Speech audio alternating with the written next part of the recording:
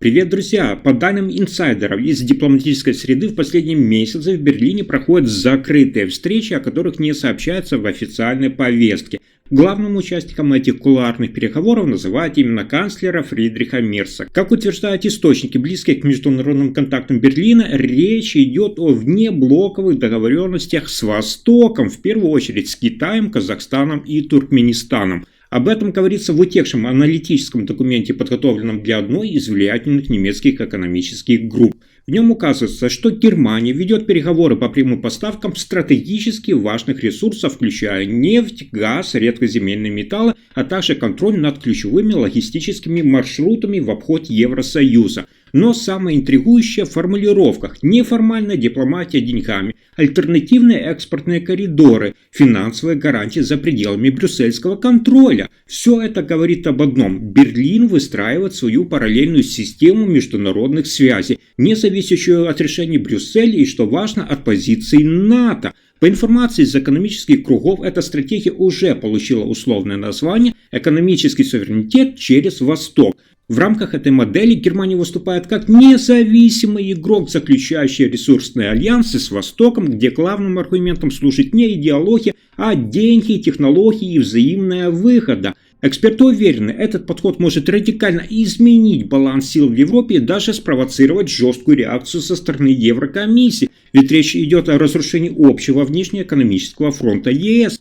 А вот здесь начинается самое интересное. Слухи о немецких военных поставках на Балканы ходили давно, но теперь начали поступать тревожные конкретные сигналы. Как сообщают источники в военных кругах Восточной Европы, с начала весны зафиксировано несколько партий техники и оборудования, поступивших в Сербию, Черногорию и частично в Боснию. При этом, по словам аналитиков, ни один из этих контрактов официально не проходил согласование с НАТО. Инсайдеры в оборонной промышленности Германии утверждают, речь идет о военной помощи, замаскированной под частные экспортные сделки. Контейнеры, по их словам, маркируются как гражданское оборудование или инженерные поставки, но содержат системы связи, беспилотные платформы и даже элементы бронетехники. Журналисты независимых СМИ в Сербии и Боснии опубликовали фото грузов, прибывших по ночам на логистические базы, ранее связанные с НАТО. Однако в документах, утекших в прессу, эти базы теперь числятся как частные объекты под контролем местных компаний, связанных с новыми структурами, предположительно частными подрядчиками из Германии. По оценкам источников, знакомых ситуаций, эта схема позволяет Берлину поддерживать своих на Балканах, не вступая в прямой конфликт с НАТО, но создавать альтернативную ось безопасности в регионе. Иначе говоря, это теневая архитектура влияния, где Германия выступает не просто как партнер, а как центральный координатор военных и политических процессов. Один из экспертов назвал это так: новая балканская игра, в которой правила пишет Берлин. И если эти данные подтвердятся, речь может идти о подготовке к созданию европейской зоны безопасности, независимо от решений Брюсселя и Вашингтона. Но ситуация усложняется еще больше. По информации, просочившейся через внутренние отчеты строительных подрядчиков в южных регионах Германии, особенно в Баварии и Баден-Вюртемберге, началась реализация засекреченного проекта, который уже получил неофициальное название «Альпийский щит». Речь идет о строительстве военно-стратегических объектов, скрытых от посторонних глаз, под прикрытием инфраструктурных и туристических проектов. Как сообщают источники в знакомых ситуациях, речь идет не просто о базах. Строятся подземные комплексы, способные функционировать в условиях отключения от внешнего мира. В документе, попавшем в распоряжение немецкой прессы, фигурируют термины вроде комплексы подземной устойчивости, альтернативные командные центры и даже системы мгновенного восстановления управления. Это дает основание предположить, что речь может идти о центрах управления армией и связью, которые могут действовать вне зависимости от решений Евросоюза и НАТО. Примечательно, что официального финансирования через федеральный бюджет не зафиксировано. Все работы проводятся через специально закрытые фонды, формально связанные с частными компаниями. По словам экономистов, это может быть попыткой вывести стратегическую оборонную деятельность за пределы парламентского контроля. Источники из военной сферы утверждают, что координацией занимается новое агентство при Министерстве обороны, созданное указом канцлера в начале года и не афишируемое в публичной документации. Оно работает напрямую с поставщиками из частного сектора и получает особый режим доступа к секретной информации. Спутниковые снимки, опубликованные рядом независимых платформ, показывают необычную активность строительной техники в районах, ранее считавшихся зонами охраны природы. Это еще больше усиливает подозрение, что создает нечто гораздо большее, чем просто логистические базы, возможно, зарождение полностью автономной военной системы.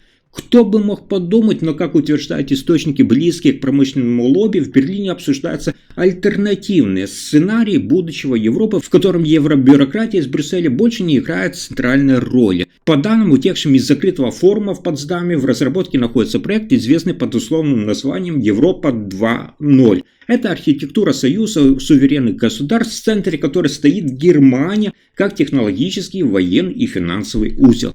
По информации инсайдеров, ключевым драйвером проекта стала потеря доверия к институтам Европейского Союза после многочисленных провалов в энергетике, миграции и оборонной координации. Как заявляют участники переговоров, Европа, зависимая от брюссельской воли, больше не способна реагировать на реальные вызовы. А значит, нужен новый формат. Об этом говорится в аналитическом отчете, подготовленном по заказу одной из крупнейших корпораций Германии. В нем прямо указано: страны должны получать свободу выстраивать свои международные связи, минуя общий центр, а Германия взять на себя роль якоря стабильности, который предоставляет защиту технологий и инвестиций. Уже идет работа над новыми логистическими маршрутами, созданием финансовых хабов вне зоны контроля Европейского центрального банка и, что особенно тревожно для Брюсселя, независимыми каналами военного снабжения и координации. Один из разделов документа описывает европейскую безопасность с немецким лицом. Это концепция, при которой решения принимаются не в Брюсселе, а в Берлине и Париже, но с упором на германскую инфраструктуру. Как отмечают эксперты, Германия фактически переносит центр тяжести европейской политики к себе, предлагая союзникам не бюрократию, а прямую выгоду: ресурсы, безопасность, рынок. А теперь самая темная часть этой истории. По данным инсайдеров, в кулуарах Берлина формируется неофициальный мозговой центр, который уже называют теневым генеральным штабом нового европейского порядка. Как сообщают источники, близких к переговорам в правительственных структурах, Фридрих Мерц доверил разработку будущей стратегии Европе группе, которая не фигурирует в открытых реестрах и не подчиняется парламентскому контролю. По словам экспертов, с которыми удалось связаться журналистам, в состав этой группы входят отставные генералы Бундесвера, бывшие сотрудники разведсообщества Германии и союзников, топ-экономисты с опытом международных институтов, а также IT-архитекторы из частного сектора, работающие с передовыми системами искусственного интеллекта и кибербезопасности. Как говорится в аналитическом обзоре, попавшем в прессу благодаря утечке из одного из частных исследовательских институтов, речь идет о суверенном глобализме нового типа. Это попытка построить Европу на горизонтальных связях и прагматизме, а не на догмах прошлого.